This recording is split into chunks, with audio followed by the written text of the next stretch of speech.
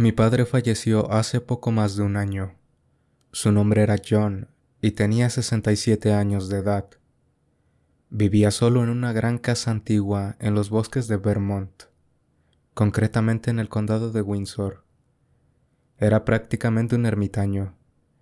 Hasta donde yo sé, no tenía ningún amigo, o ya siquiera alguien con quien charlar ocasionalmente. Su fallecimiento se puso de manifiesto hasta varios días después de ocurrido.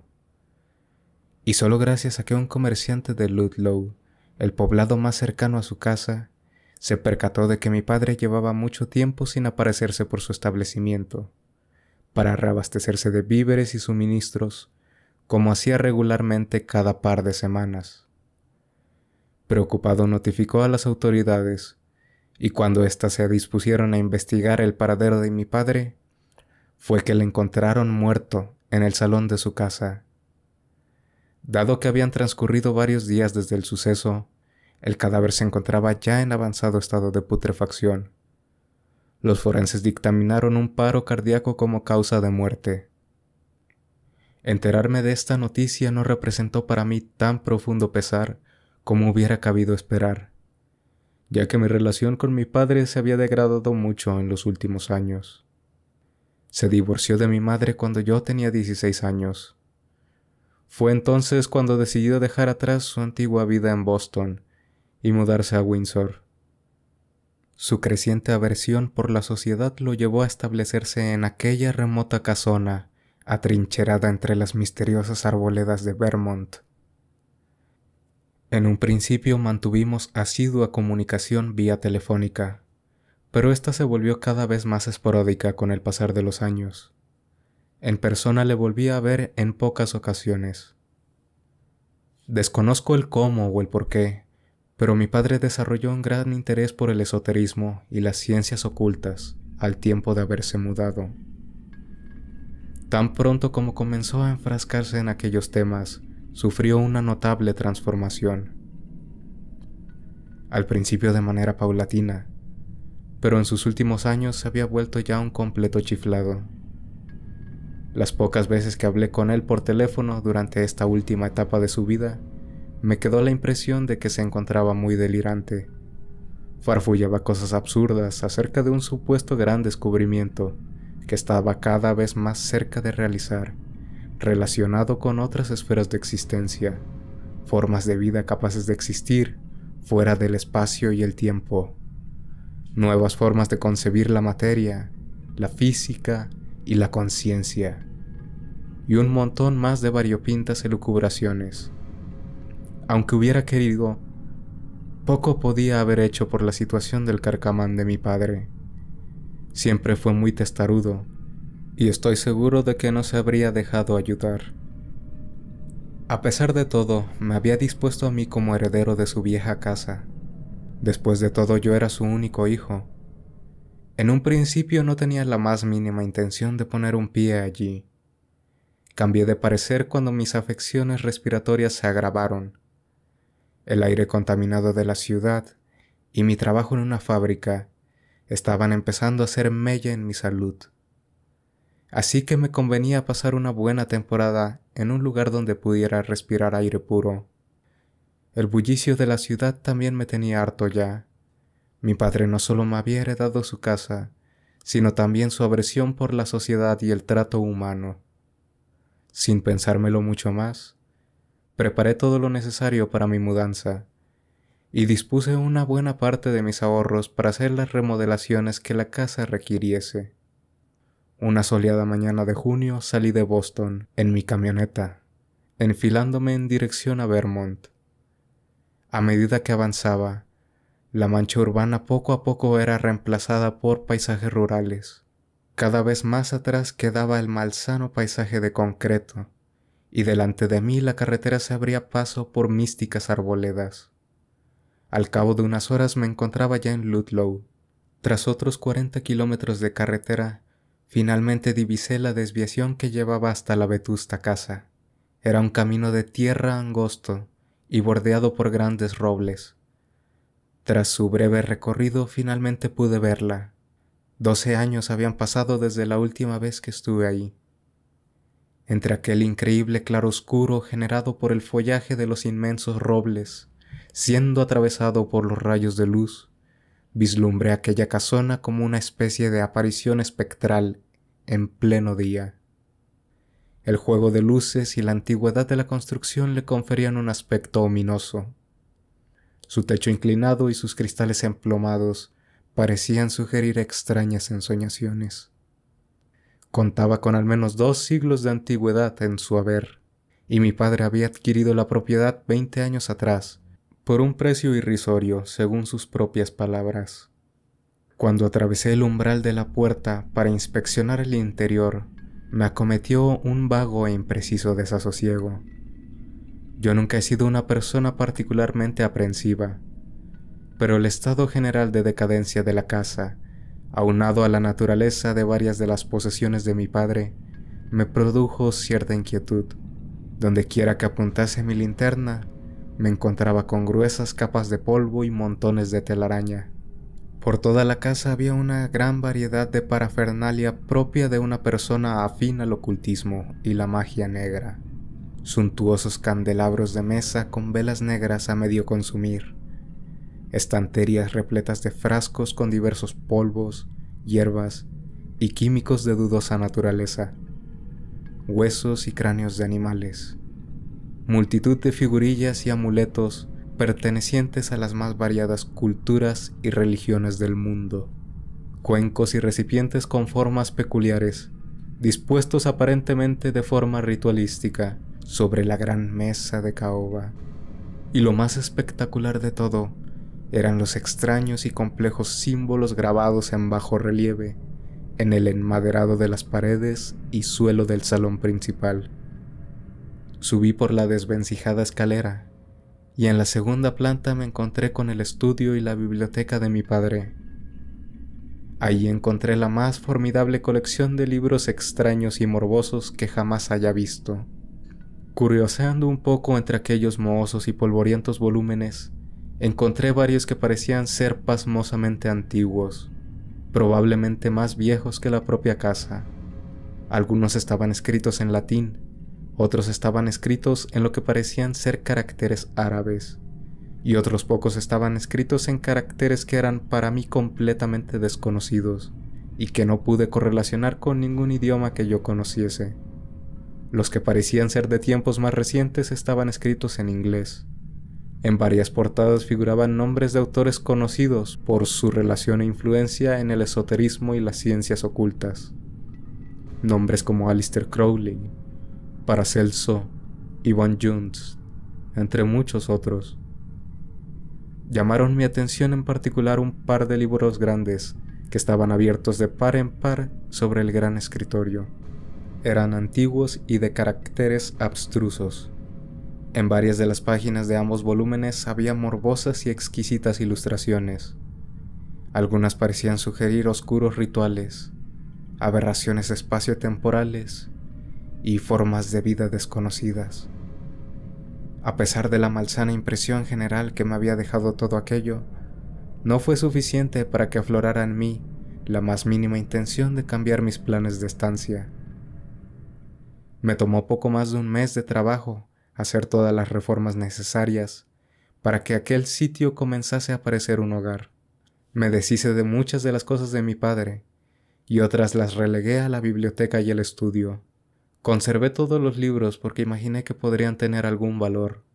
Una vez concluida la faena no hubo mayores sorpresas, ni pasadizos secretos, ni mazmorras subterráneas repletas de huesos humanos, que para aquel punto de verdad empezaba a temerme algo así. Poco sabía que mis impresiones eran solo la antesala para el verdadero horror que acaecería sobre mí a pocos meses después de haberme establecido. Fue una prosaica mañana de octubre, cuando me encontré con que alguien había dejado un viejo oso de peluche en mi pórtico. Cuando lo vi me acometió una vaga sensación de confusión y miedo, pues era idéntico al que yo tenía de niño. Mi cabeza poco a poco se sumergió en una serie de cavilaciones estrambóticas y sin sentido. ¿Ese era realmente mi peluche? ¿Y mi padre lo había conservado todos estos años? ¿Cómo había llegado hasta ahí? ¿Será que ha sido una extraña casualidad? Después de todo, esos peluches se deben fabricar por centenares, y algún senderista lo habrá abandonado en mi pórtico a modo de broma. Esa misma noche, cuando volví de trabajar, al bajar de mi camioneta, comencé a tener una extraña sensación de ser vigilado, como si alguien me rodease entre la maleza. Las noches siguientes fueron no menos inquietantes, ya que comencé a escuchar ruidos imprecisos fuera de la casa. Me convencí de que simplemente estaba siendo paranoico, hasta que una sólida precisión de terror me acometió la mañana en que apareció un segundo objeto en mi pórtico. Se trataba esta vez de una vieja patineta, que inmediatamente reconocí como la que solía usar para pasear por el vecindario cuando era un adolescente. Era inconfundible, dado que yo mismo la había pintado y personalizado. Este nuevo descubrimiento me dejó plenamente descolocado y presa de nuevos temores. ¿Qué diablos estaba sucediendo? ¿Era todo aquello una especie de broma macabra? ¿O acaso me estaba volviendo loco? Me negaba rotundamente a siquiera considerar que estaba siendo testigo de una verdadera manifestación sobrenatural. Lo mejor que se me ocurrió hacer fue instalar un par de cámaras de seguridad fuera de la casa, una apuntando al frente y otra apuntando a la parte trasera de la casa, con la esperanza de captar en video, o mejor aún, disuadir al probable merodeador. Conseguí también un rifle de caza, solo en dado caso de que quien quiera que estuviese merodeando mostrase tener intenciones más hostiles, o quisiese dar un paso más allá e intentase colarse al interior de la casa. Realmente no sabía qué esperar. Transcurrieron unos días sin ninguna novedad, hasta que una mañana apareció en el pórtico el viejo telescopio con el que mi padre y yo solíamos ver las estrellas en noches despejadas. Dejé de lado todas mis actividades cotidianas y de inmediato me puse a revisar las grabaciones de la cámara de seguridad. Reproduje a cámara rápida las grabaciones hasta que finalmente apareció. De entre la penumbra salió una figura encorvada, ataviada con una larga túnica negra que cubría sus extremidades y una caperuza que ocultaba sus facciones. Presa de un escalofrío, pero no sobrecogido por el miedo, comencé a valorar qué era lo más prudente que podía hacer en mi situación. Dejé de lado todas mis cavilaciones acerca de las posibles motivaciones o propósito de aquel ser, dado que éstas me aportaban más confusión que esclarecimiento. Tampoco tenía la menor idea de dónde o cómo había conseguido esos objetos personales. Resolví mantenerme en vela durante las noches siguientes, pendiente del monitor de las cámaras de seguridad, con el rifle de caza a mi lado, a la espera de que apareciese de nuevo. Mi vigilia rindió frutos a la tercera noche. De nueva cuenta, por el monitor, pude ver aquella siniestra figura bañada por la cadavérica luz de luna. Simplemente estaba ahí de pie. Me armé de valor y con el rifle en mano bajé rápidamente por las escaleras y me planté en el umbral de la entrada principal para confrontar al merodeador. Ahí estaba, a unos 20 metros de mí. No se inmutó ante mi presencia. Vociferé: ¿Quién eres? ¿Qué quieres? Obtuve por respuesta solo un mudo silencio. Fijó su mirada en mi dirección y comenzó a avanzar lentamente hacia mí. Sobresaltado apañé el rifle e hice un disparo de advertencia que rompió el silencio sepulcral de la fría madrugada. Sin embargo, esto no le disuadió y continuó su avance. Con los nervios de punta y la adrenalina recorriéndome las venas, efectué un segundo disparo, esta vez apuntándole directamente. Se encontraba ya a 10 metros de mí. El proyectil alcanzó su objetivo. A punto estuve de caer en un paroxismo de terror al ver que el ser no se había inmutado en lo más mínimo y continuaba su avance. De no ser por mi estado adrenalínico, habría caído desmayado de miedo. Fue entonces cuando sobrevino el horror final. Teniéndolo a un par de metros de mí, aquel ser se detuvo y habló por primera vez. Tenía una voz ronca, flemática y sardónica, que me resultó espantosamente familiar. Las palabras que profirió fueron: Oye, ese no es modo de tratar a tu viejo, ¿eh? Solo quería que supieras que no me he olvidado de ti, Joseph. A pesar de que tú sí que te olvidaste de mí. Pensabas que yo era un viejo loco, ¿verdad? Pero te dije que el descubrimiento que estaba por hacer era importante. ¿Quién hubiera pensado que la mente humana puede sobrevivir a la muerte? Y que ni siquiera requiere de un cuerpo físico que la albergue. Ese cascajo ya me estorbaba de todos modos.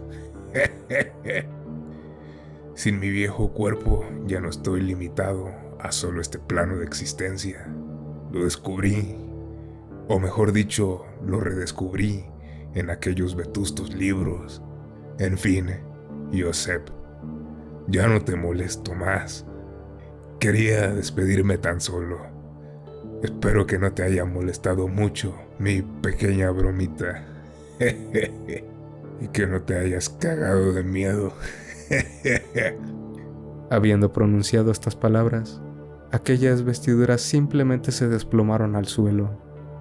No como se desploma un cadáver, sino como se desploma una prenda que descuidadamente dejas caer al suelo.